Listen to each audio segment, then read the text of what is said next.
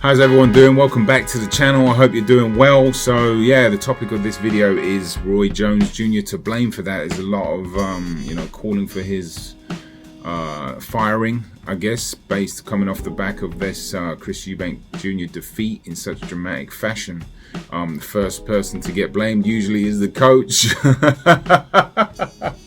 But let's look at it in a bit more detail, because boxing's boxing at the end of the day. Like I said in the Smith post-fight video, like one punch, obviously we know that in boxing, one punch can change everything. And when you're dealing with what I think what happened was just getting backed up into the corner and then not really knowing how to defend yourself. That could take years to teach, to be honest with you. And so if you're Roy Jones and you're trying to teach him, there's only so much you can teach, especially an older fighter. It takes a long time to drill all these things in. So it's like, what the biggest test now, I don't think, like, I would love to see a rematch, because as I mentioned in the post-fight video, he was doing well. You would think if you were at the end of the third and you think, okay, this could be a long night for Smith. Those uppercuts, he can't be taking those for too much longer. Eubank was timing him and ranging with the jab from the outside, and I don't think anybody saw that coming. So like I said, boxing is full of surprises, and I don't think you should blame Roy Jones that quickly. And I think he's got an opportunity now to really show his worth in a rematch. Put, a game plan together. Just tighten things up if you can to some degree. Like, do not end up on the ropes or in the corner like he did. I'm trying to remember exactly how he got there, but it's so easy just to blame the coach straight off the bat. What could have Roy Jones done, Jr.? I didn't really hear the instructions he was saying in between rounds, to be fair. So I'd have to go back and watch that. But if you do know what he was saying and you have anything to say on that, I'd love to hear it in the comment section. But it's always like, when you're dealing with fighters' ego, they tend to want to deflect. It happens very often.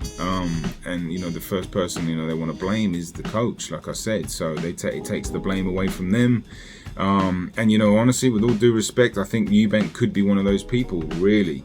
He's been very deluded in the past about himself. He doesn't really listen to people. If you want to talk about the only person that actually Eubank Jr. listened to, it is Roy Jones. No, he didn't listen. He didn't even look or even talk really to his dad or Ronnie Davis. He barely looked at them. He mentioned he trains himself, and that is a dangerous level of delusion. But Roy Jones Jr. did get through to him, and I think he did improve him in it. Look, he made the best out of something where, when you're dealing with that kind of ego, that kind of talent, because he is athletically gifted, and Roy Jones certainly put some sprinkles on that, and had him doing his best Roy Jones impression, and he got some victories out of it, and they were coming along nicely, and one punch changed everything. And we're just going to fire Roy Jones for that? Like I said, I think now's the time just to see what Roy Jones' worth is, if he can get him mentally back in the frame after getting knocked out so badly.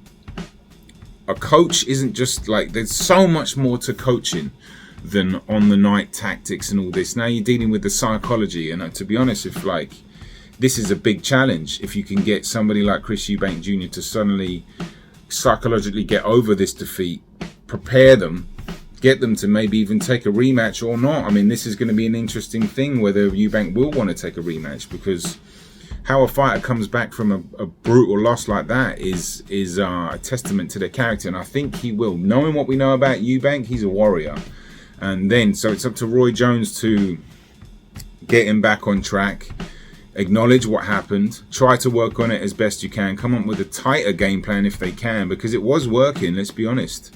But getting backed up on the ropes and staying there, and not having any sort of clinching plan, or I know he was hurt a little bit, so it can change the trajectory of the situation immediately, very quickly. But he needs to, I don't know, there's some weird sort of shoulder roll going on. He was ducking around. He took his eyes off Smith big time. And that's what something Roy Jones used to be able to do well, always keep your eyes on your opponent, which is very important. But teaching that at this stage, good luck with that. Good luck with that. I think you can probably get a little bit out of it, but still, I think, you know, he could, I don't know. It'll be interesting, but this is where at least give Roy Jones the opportunity to, you know, this is his fighter. There's a rematch. He lost. Give him the opportunity to get back, or will Eubank? I mean, it'll be interesting to see what happens. I like the situation because it really puts people to their worth. You know, what are you worth?